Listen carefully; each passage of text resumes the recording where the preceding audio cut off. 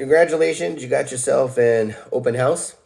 I hope at this point in time the team is already working on getting all of your marketing materials taken care of through the title company, and that'll actually be prepped and ready to go for when you need to pick it up on Friday. As you get prepared to do this open house, there's a few things that you need to make sure that you're ready to go.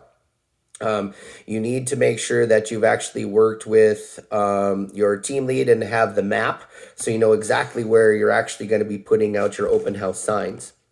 Now, let's actually talk about the day of the event. So, if you're the one of two, because we usually have it in the 10 to 1 and 1 to 4 range. If you're the 10 to 1, you're responsible for the fact of actually getting the go bag, the signs, the bricks, the marketing materials, all that stuff. That is your responsibility to be able to bring that to the house. You need to make sure that you actually plan for getting the signs and everything up no later than 30 minutes prior to the event. You should be done and at the house. So you want to make sure that you're actually ready to have those things done. So you got to give yourself an hour and a half because it'll probably take about 45 minutes or so to get all the signs up. When you're doing that, make sure you're following your map. The signs are in the right spot. You're actually taking the bricks and you're putting it on there. You want to make sure that it's not in the road. You also want to make sure it's not covering the sidewalk. They will actually fine us if it actually is. So it's a fine line between the two. Can it be part on it? You can. You can get away with a little bit, but do not block the sidewalk. Think about if a person came with a bike or in a wheelchair. We need to make sure that they actually have enough space to be able to get through. So it's important to be able to leave enough room for them.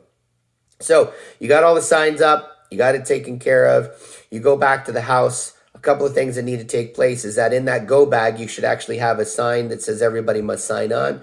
That actually needs to go on the front door. Tape it up. There should be tape in your go bag, and then also one that goes onto the table. So again, they actually have that. Also on the table, you should have a clipboard with sign-up sheets that are attached to it.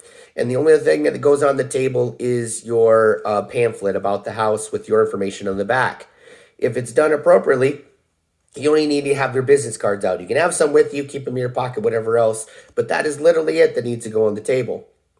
So now that you have the sign on the door, you have the sign on the table, you have your sign-up sheet, go walk the house. You need to walk the house and get a full understanding of exactly what the house is all about. Find a few things that are interesting, quirky, things that you would actually want to mention to somebody when you actually go through the house. Okay. Now I'm going to go talk a little bit more about what we're going to do in the house, but I want to go to the ones that are actually doing the second half.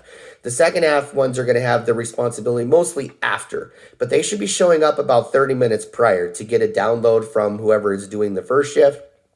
Also, they want to have that same ability to walk through the house, figure out what it is about it, and know little quirks and stuff about it. Hear from the other agent that maybe found something else out that they didn't know about to be able to communicate that. Again, so they have the knowledge to walk through the house to be able to do that. When it's time to clean up, it's the responsibility of the second shift to make sure that you actually turn off all the lights, lock all the doors, tear everything down, pack it all away, make sure it's actually put away properly for the next person who's going to be using the stuff. Don't forget the sign on the front door. You don't know how many times I've had to go back and pick that up. Sign on the front door, all of that put away, make sure it's all taken care of. Then you got to go around and make sure you know and have the map and know what the count is of how many signs are out, and make sure you have the signs, you have the bricks, make sure you have the crate to carry the bricks in. There's 2 crates per show for 25 in each to be able to go into. So make sure it's all picked away, and then make sure that all ends back at the office. All right, so let's talk about for both groups. Now that you've actually done your prep, you're ready. Hopefully also you have something in the kitchen, some water, maybe some donuts, something else to be able to entice them. But now it's time for your show. You're not going to sit in the back of the room and just tell them, hey, go take a look. No, you actually have to actually be out there. I don't want us to be the car salesman or the furniture guy, but at the same time, we have to use some of those things. They obviously work or they wouldn't be doing it. So you're going to have your check-in person, which is going to be your lender. They're going to sit at the desk. They're going to welcome people in. They're going to make sure that they're actually following the instruction of signing in, and then they're going to be passing them off to you. Your job is to take as they come in, welcome them, meet them, greet them, try to find something to communicate, to connect with them. I used to use sports or location, or because I was in the Navy, if it was sports, maybe I'd see they came in with the Cardinal stuff on and I'd be like, oh, we're not going to get along today because I'm a Seahawks fan, and try to build a rivalry to be able to connect with them. Whatever it is, try to find a way to be able to connect.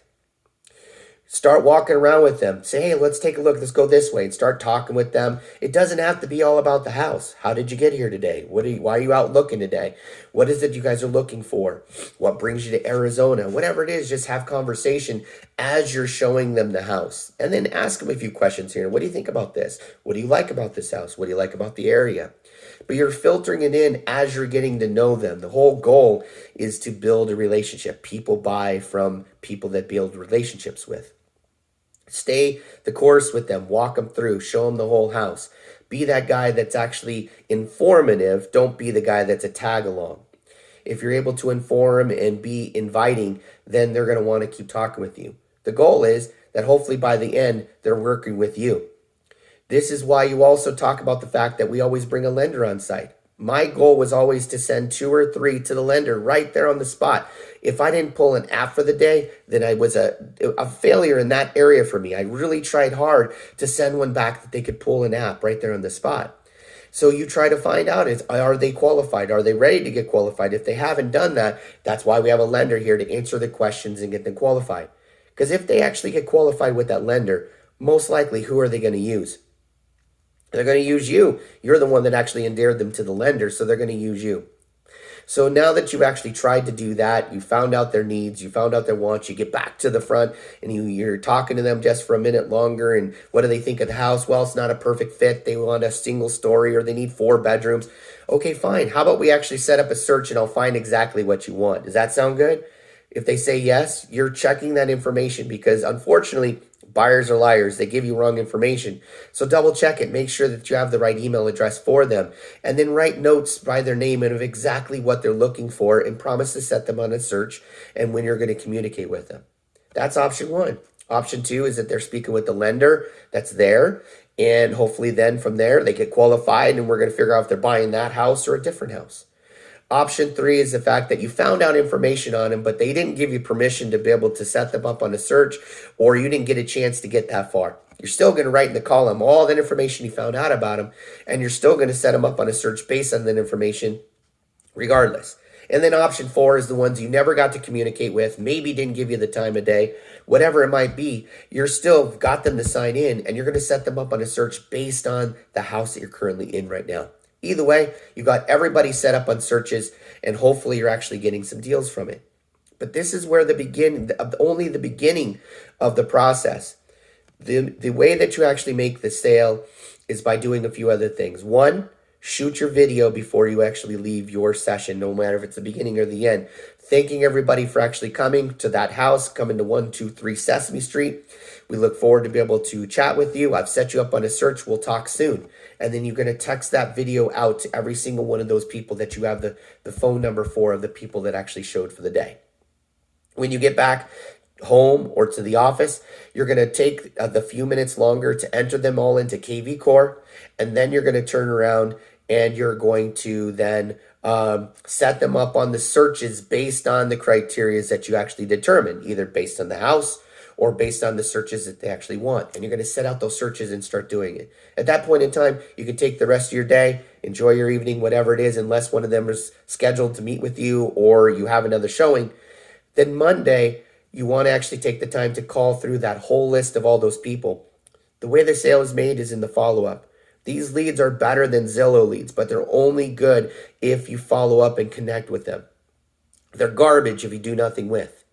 So no matter what, you got to follow up, stay on top, call them, text them, stay in touch with them, see where they're at. How's the search working? What do they want? These people decided to put their pants on, go to your open house, fight COVID, and take a look at your house. That means they're looking to buy. It's a matter of if they're going to buy with you or with somebody else. Here's another tip. I don't care if they actually say they have an agent. Think about when you actually go searching or buying a car or go searching for furniture, that first person that meets you at the door, like, oh, can we help you? And you're like, what do you tell them? Oh, I'm just browsing. Baloney. I know you're not just browsing, you're there actually purchasing, but it's easier to blow somebody off until you know what you want. It's the same thing here. It's important that you actually know the fact that they're telling you they have an agent, but that doesn't mean they do. Doesn't mean they have a buyer broker agreement signed with them. You're the person until you're told no. So keep fighting with them. Keep trying to actually communicate with them. See if you can be the person, because all somebody wants is somebody that's actually willing to go the extra mile for them. Be that person. Okay? So important to be able to do that.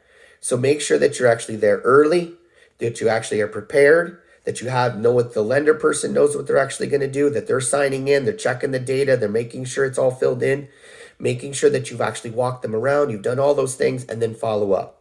Last thing is make sure that you actually sign the top line of the sign-in sheet, you fill it all the way in. People see, people do. Monkey see, monkey do. It's so important that you're the one that actually fills that in with fake information, because the first person that comes in is either going to just put their name and drop the pen and walk away, or they're going to see, oh, somebody already did it all. I got to do the same thing. Now, once in a while, you'll have a very strong-willed person come in, and they'll actually put in the name John, drop the pen, and walk away. You try to get them to fill it out. They're not going to do it. Fine. You walk John around, you do your stuff. Maybe he fills it out because he likes you. But when he leaves, you then, either you or the lender partner, fill in all the rest of the stuff with fake information, put stars by it, because if you don't, Sally walks in, Sally's going to just put Sally and drop the pen. If Sally sees it's all filled in, Sally will then fill in all the information. I'm telling you, I've watched it happen many, many times. Trust me when I say that it actually works. If you have any other things that come up, ask the questions, of your team lead, and we'll definitely get you the answers. But this should actually set you on a path to be very successful with your open house.